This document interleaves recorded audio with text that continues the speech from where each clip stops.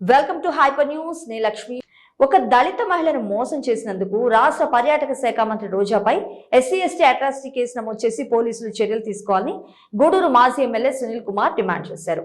తిరుపతి జిల్లా గూడూరు పట్టణంలోని తెలుగుదేశం పార్టీ కార్యాలయంలో గూడూరు మాజీ ఎమ్మెల్యే సునీల్ కుమార్ మరియు టీడీపీ నాయకులు మీడియా సమావేశం నిర్వహించారు. గూడూరు పట్టణంలోని టీడీపీ కార్యాలయంలో నిర్వహించిన మీడియా సమావేశంలో రాష్ట్ర పర్యాటక శాఖ మంత్రి రోజా నగరి మున్సిపాలిటీకి చెందిన ఒక దళిత మహిళా కౌన్సిలర్ వద్ద లంచం తీసుకునే వ్యవహారాన్ని టీడీపీ నాయకులు తీవ్రంగా దుయ్యబట్టారు. ఈ సందర్భంగా గూడూరు మాజీ ఎమ్మెల్యే సునీల్ కుమార్ మాట్లాడుతూ వైఎస్ జగన్మోహన్ రెడ్డి గొప్పగా చెప్పుకుంటున్న వైఎస్ ఆసరా పథకం పెద్ద బోగస్ అని విమర్శిస్తూ ఆ వివరాలు వెల్లడించారు. టీడీపీ పాలనలో డ్వాక్రా మహిళలకు సుమారు 1 కోటి మందికి ఒక్కొక్కరికి 20,000 రూపాయల చొప్పున లబ్ధి చేకూర్చామని, జగన్మోహన్ రెడ్డి పాలనలో డ్వాక్రా మహిళలకు కేవలం 15,000 రూపాయల చొప్పున మాత్రమే లబ్ధి కలిగిందంటూ వివరాలతో సహా వెల్లడించారు. వైసీపీ పాలనలో పెరిగిన ధరలు, ప్రజలపై పడిన భారాలను గణాంకాలతో సహా ఆయన వివరించారు.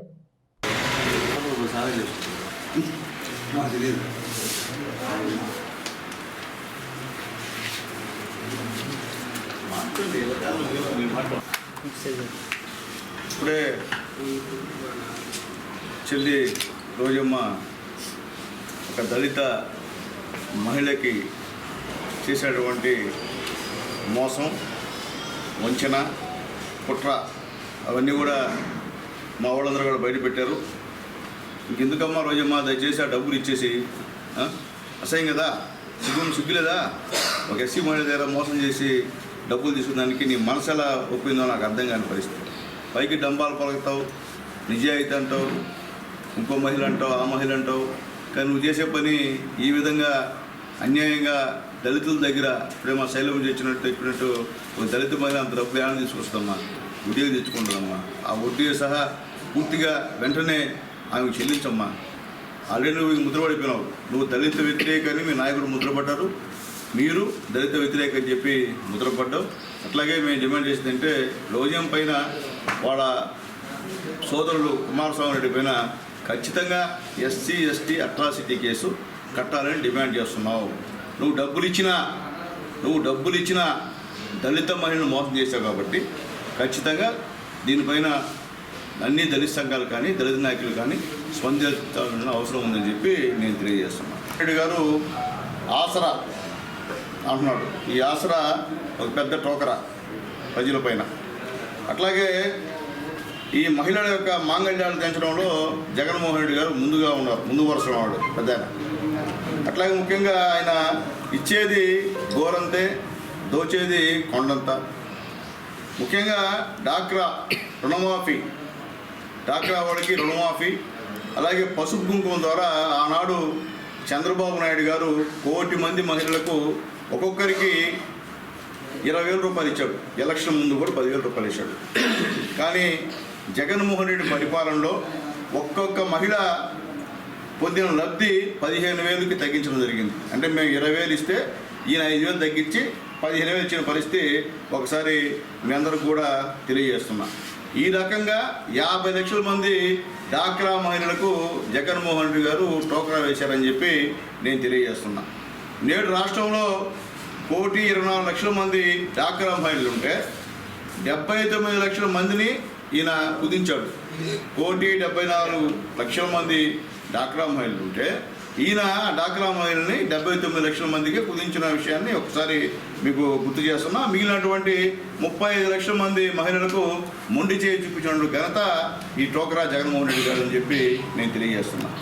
మద్యం రేట్లు 3 రెట్లు పెంచి 2 లక్షల విలువ చేసే నాసిరకం మద్యం అమ్మి భార్య బిడ్డలు తినాల్సినటువంటి మందులకు కానివ్వండి, అలాగే భోజనానికి కానివ్వండి, డబ్బంతా కూడా ఈరోజు జగన్మోహన్ రెడ్డి గారు ఈ నాసిరకం మద్యం ద్వారా మగవాళ్ళ దగ్గర వసూలు చేస్తున్న విషయాన్ని కూడా ఒకసారి మీకు అందరికి కూడా గుర్తు చేస్తున్నా. అట్లాగే పిన్నమ్మ తాలిని తెచ్చినటువంటి హంతకుడిని అరెస్ట్ చేయకుండా ఇప్పటివరకు కూడా అడ్డుకట్ట వేస్తున్నది ఈ జగన్మోహన్ రెడ్డి గారే అని చెప్పి నేను తెలియజేస్తున్నా. అలాగే తినే ప్రతి వస్తువు పైన కూడా ధరలు పెంచి ఒక కుటుంబం పైన ఇప్పటికి 57 నెలలకి 3 లక్షల రూపాయలు ఒక 30,000 రూపాయలు ఒక కుటుంబం మీద భారం వేసినటువంటి పెద్ద మనిషి ఈ జగన్మోహన్ రెడ్డి గారు అని చెప్పి నేను తెలియజేస్తున్నా. అట్లాగే చంద్రన్న పాలనలో సున్నా వడ్డీ 5 లక్షల వరకు వర్తింపు చేస్తే దాన్ని జగన్ రెడ్డి 3 లక్షల వరకు తగ్గించాడని చెప్పి నేను తెలియజేస్తున్నా. అట్లాగే ముఖ్యంగా ఈరోజు సెంటు పట్టాల్లో ఇళ్ల నిర్మాణం చేస్తానని చెప్పినటువంటి పెద్ద మనిషి ఒక్క ఇళ్ల నిర్మాణం కూడా చేయకుండా కట్టినటువంటి టిట్కో ఇల్లు కూడా ఇవ్వకుండా చేసినటువంటి మహా పెద్ద మోసగాడు ఈ జగన్మోహన్ రెడ్డి గారని చెప్పి నేను తెలియజేస్తున్నా. అతను అధికారంలోకి వచ్చి ఉంటే ఏడాదికి 3,000 ఇల్లు ఇచ్చే ఉండేవాడు.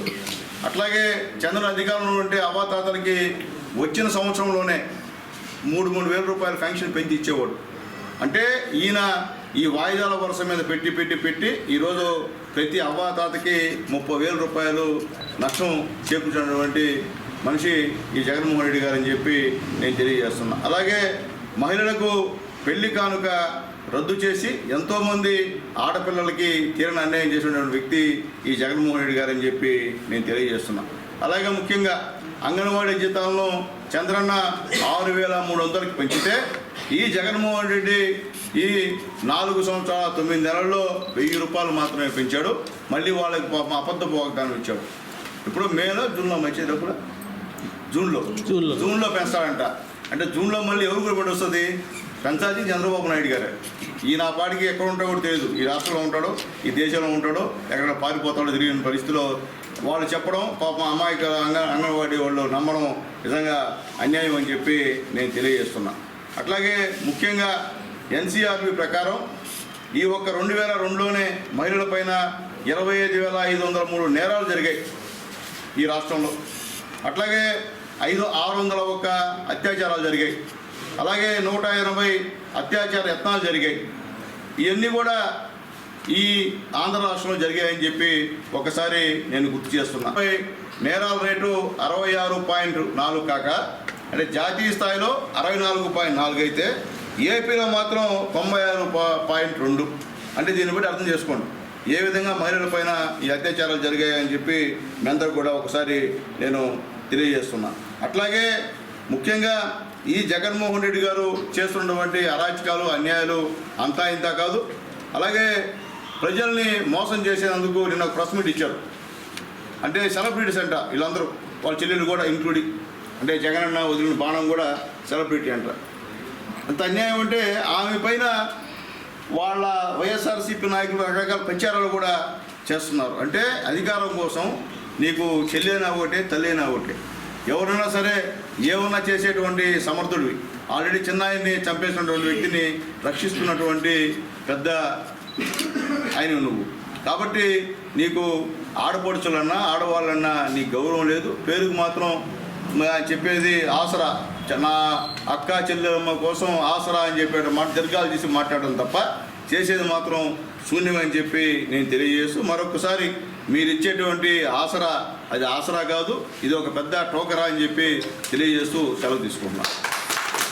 స్వాతంత్ర దినోత్సవం మరియు గణతంత్ర దినోత్సవం యొక్క విశిష్టతను తేడాను ప్రతి ఒక్కరికి తెలియజేసే విధంగా స్వచ్ఛంద సంస్థలు మరియు విద్యార్థులు చర్యలు తీసుకోవడం అభినందనీయమని Gudur railway junction superintendent Venkateswararao కొనియాడారు.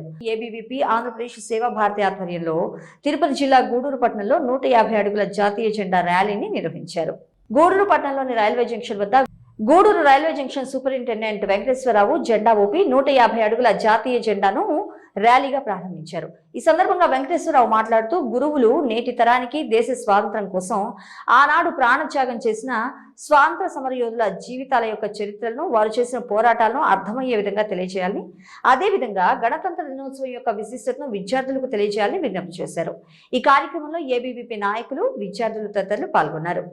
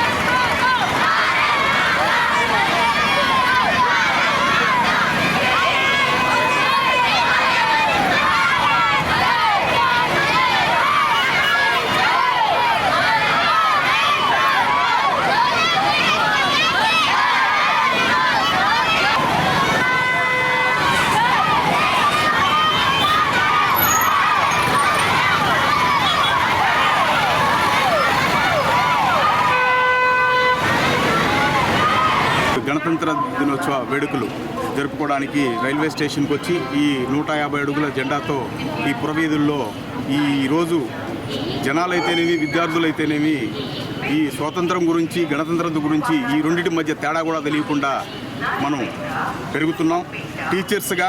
ఎందుకంటే ఈరోజు ఎక్కడైనా కూడా ఫస్ట్ గురువు తర్వాత దైవం వస్తుంది. అందుకని గురువులుగా టీచర్స్గా మీ యొక్క బాధ్యత పిల్లలకి గణతంత్ర దినోత్సవం అంటే ఏంది, స్వాతంత్ర దినోత్సవం అంటే ఏంది, వారి యొక్క త్యాగాలు, ఎవరైతే వాళ్ళ కుటుంబాలు అదేవిధంగా వాళ్ళ యొక్క జీవితాలు వాళ్ళ ప్రాణాలు త్యాగం చేసి మనకు స్వాతంత్రాన్ని సంపాదించారు. 1950 జనవరి 26 భారత రాజ్యాంగాన్ని డాక్టర్ బిఆర్ అంబేద్కర్ గారు రాజ్యాంగాన్ని రాసి అమలు చేసి ఈ దేశంలో మనం మన పరిపాలన చేసుకోవడానికి ఈ యొక్క గణతంత్ర దినోత్సవం వేడుకలు జరుపుకుంటున్నాం. అది చాలామంది విద్యార్థులకైతేనేమి ప్రజలకైతేనేమి తెలియదు. దాన్ని విద్యార్థులుగా చిన్న వయసు నుంచే పిల్లలకి చెప్పాల్సిన బాధ్యత టీచర్స్గా మీ మీద ఉంది. తప్పకుండా పిల్లలకి రాబోయే రోజుల్లో కాబోయే ఐఏఎస్ ఆఫీసర్లుగా అదేవిధంగా వాళ్ళు రాజకీయ నాయకులుగా తీర్చిదిద్దాల్సిన బాధ్యత మీ మీద ఉంది. కాబట్టి మీరు పిల్లల్ని దేశం కోసం పోరాడినట్టు చేసినటువంటి స్వాతంత్ర సమరయోధులు, అదేవిధంగా రాజ్యాంగాన్ని రాసి రాజ్యాంగం ఈ దేశంలో మనం ఏ విధంగా బతకాలి, మన హక్కులేంది, మన బాధ్యతలేంది తెలియజేసినటువంటి డాక్టర్ బిఆర్ అంబేద్కర్ గురించి, అదేవిధంగా దేశంలో ప్రాణాలు అర్పించినటువంటి గాంధీ మహాత్ముడు గురించి వీళ్ళందరి గురించి పిల్లలకి చెప్పి రాబోయే రోజుల్లో వాళ్ళు మంచి విద్యార్థులుగా తీర్చిదిద్దారని ఈ గణతంత్ర దినోత్సవాన్ని ముందుగా సెలబ్రేట్ చేసుకుంటున్నట్టు అందరికీ ధన్యవాదాలు తెలియజేసుకుంటూ ఈ నెల 29వ తేదీ వరకు ఆడుదాం ఆంధ్ర కార్యక్రమంలో భాగంగా గూడూరు పట్టణంలోని అల్లూరు ఆదిశేషారెడ్డి ప్రభుత్వ స్టేడియంలో గూడూరు నియోజకవర్గ స్థాయి క్రీడా పోటీలు నిర్వహిస్తున్నామని గూడూరు ఎంపీడీఓ వెంకటేశ్వరరావు తెలిపారు. తిరుపతి జిల్లా గూడూరు పట్టణంలోని అల్లూరు ఆదిశేషారెడ్డి స్టేడియంలో గూడూరు నియోజకవర్గ క్రీడా పోటీలను ఆయన ప్రారంభించారు. గూడూరు నియోజకవర్గ పరిధిలోని 5 మండలాల నుండి క్రీడాకారులు గూడూరు పట్టణంలో జరుగుతున్న నియోజకవర్గ స్థాయి క్రీడా పోటీల్లో ఉత్సాహంగా పాల్గొన్నారు. ఈ సందర్భంగా గూడూరు ఎంపీటీఓ వెంకటేశ్వరరావు మాట్లాడుతూ క్రికెట్, వాలీబాల్, కబడ్డీ, ఖోఖో క్రీడా పోటీలను నిర్వహిస్తున్నామని, ఇక్కడ గెలుపొందిన జట్లు జిల్లా స్థాయిలోనే పోటీలో పాల్గొనే అవకాశం కలుగుతుందని, అదేవిధంగా గెలుపొందిన జట్లకు బహుమతులు అందజేయడం జరుగుతుందని పేర్కొన్నారు. రాష్ట్ర ప్రభుత్వం క్రీడలను అభివృద్ధి పరిచేందుకు ఆడుదాం ఆంధ్ర కార్యక్రమం చేపట్టిందని పేర్కొన్నారు. ఈ కార్యక్రమంలో ఆడుదాం ఆంధ్ర కోఆర్డినేటర్ శివ తదితరులు పాల్గొన్నారు.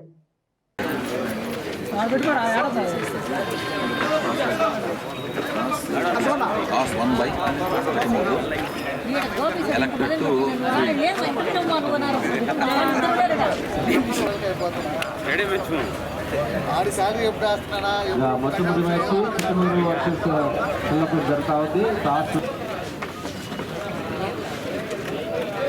మంచి బాల్ని దాన్ని అంపైర్ వైడ్గా ప్రకటించాడు. మొట్టమొదటి బ్యాటింగ్ దాన్ని 4గా ప్రకటించబడింది. బ్యాట్స్మెన్ టీమ్ గుడ్ బౌలింగ్, కానీ అంపైర్ వైడ్గా ప్రకటించాడు దాన్ని.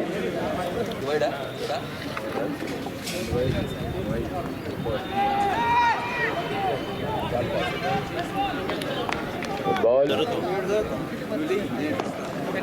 షాట్. బ్యాటింగ్ అయిన వెంటనే ఇక్కడ టాస్ వేసుకోవాలి. అట్లా బ్యాటింగ్ ఆడే పిల్లలు రెడీగా మీరు ప్యాడ్ అయిపోయి ఉండాలి. నెక్స్ట్ బ్యాట్స్మెన్ అందరూ కూడా. ఇప్పుడు ఆల్రెడీ సెకండ్ మ్యాచ్ జరుగుతుంది, థర్డ్ మ్యాచ్ ఉంటుంది. వాళ్ళు ఖచ్చితంగా ఉండాలి, గెలిచిన వాళ్ళు వెళ్ళొద్దు.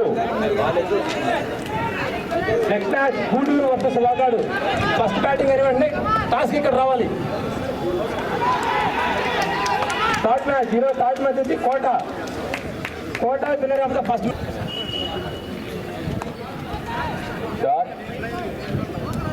ఫోర్ వెళ్ళిపోయింది. ఇది అంపైర్ 4గా పంపించాడు. బ్యాట్స్మెన్ ఖాతాలో 2 4. నియోజకవర్గ స్థాయి ఆడుదాం ఆంధ్ర గేమ్స్ ప్రారంభించడం జరిగింది. దీంట్లో ప్రధానంగా గూడూరు నియోజకవర్గంలో ఉన్న 5 మండలాల నుంచి ప్రతి మండలం నుంచి కూడా ఈ టీమ్స్ వచ్చి ఈరోజు నుంచి 29వ తారీఖు దాకా ఈ గేమ్స్ నిర్వహించడం జరుగుతుంది. దీంట్లో ప్రధానంగా మనకి క్రికెట్, వాలీబాల్, కబడ్డీ, ఖోఖో, అదేవిధంగా బ్యాడ్మింటన్, డబుల్స్, ఈ 5 గేమ్స్కి సంబంధించి ఆటలు నిర్వహించడం జరుగుతుంది. మొదటగా ఈరోజు క్రికెట్కి సంబంధించి గేమ్స్ జరుగుతూ ఉన్నాయి. ఈ కార్యక్రమానికి 29వ తారీఖున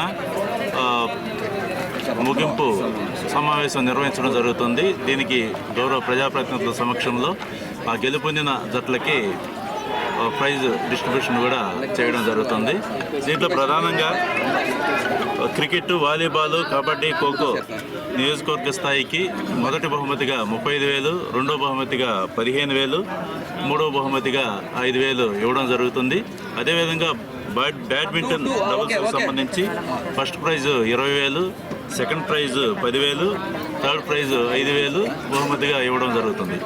ఆడుదాం ఆంధ్ర అనే కార్యక్రమం యొక్క ముఖ్యమైన ఉద్దేశం ఏంటంటే గ్రామీణ ప్రాంతాల్లో క్రీడాకారులను గుర్తించి వారికి జాతీయ, అంతర్జాతీయ స్థాయిల్లో ఒక మంచి గుర్తింపు పొందే విధంగా వాళ్ళని తీర్చిదిద్దడం కోసం హిడెన్ టాలెంట్ అంటే మట్టిలో మాణిక్యాలను వెలికి తీసి మన రాష్ట్రం తరఫున ప్రాతినిధ్యం వహించే విధంగా చేయడం, క్రీడలను ప్రోత్సహించడం ప్రధానమైన లక్ష్యం.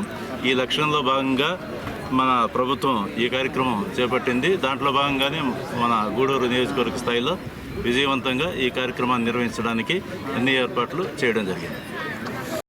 గూడూరు పట్టణంలోని శ్రీ కోదండ రామాంజనేయ స్వామి వారి దేవస్థానంలో లక్ష్మణ హనుమత్ సమేత సీతారాముల వారికి విశేష అలంకరణ ఏర్పాటు చేసి మంగళ వాయిద్యాలు, భక్తుల నామస్మరణతో పల్లకీ సేవను అత్యంత వైభవంగా నిర్వహించారు భక్తులు. స్వామి అమ్మవార్లను దర్శించి తీర్థ ప్రసాదాలు స్వీకరించారు.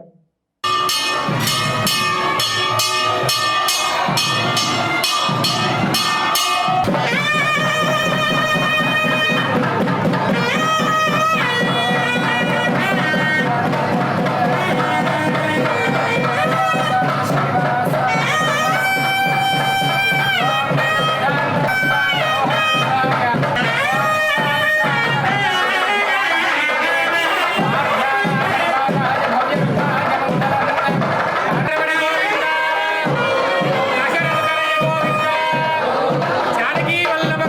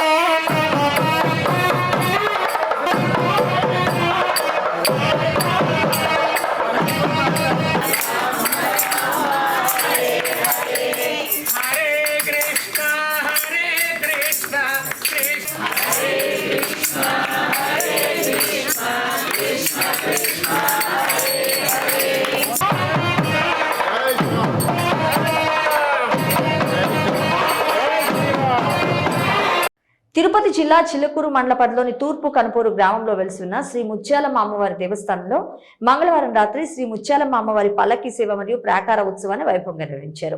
శ్రీ ముత్యాలమ్మ అమ్మవారి ఉత్సవ విగ్రహాన్ని విశేషంగా అలంకరించి పల్లకీపై కొలువు తీర్చి మేళ తాళాలతో అత్యంత సాంప్రదాయబద్ధంగా అమ్మవారి పల్లకి సేవ నిర్వహించారు భక్తులు. అమ్మవారి ప్రత్యేక పూజలో పాల్గొని అమ్మవారిని దర్శించుకుని మొక్కులు చెల్లించుకున్నారు.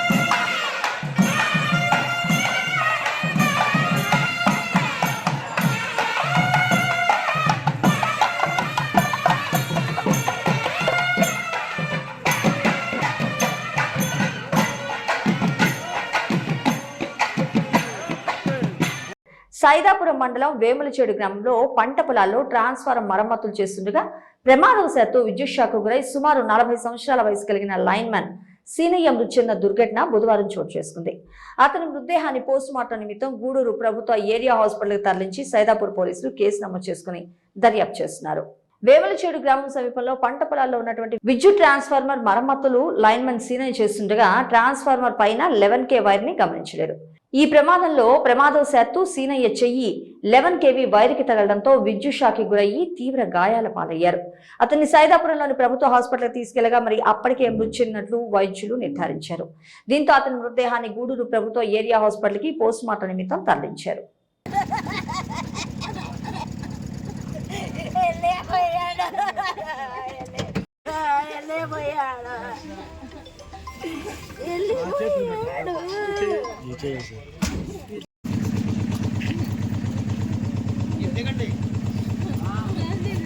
కదా నువ్వు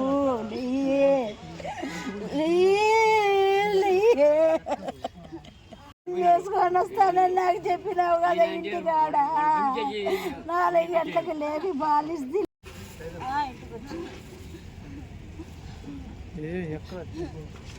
రెండు కాళ్ళు గాలి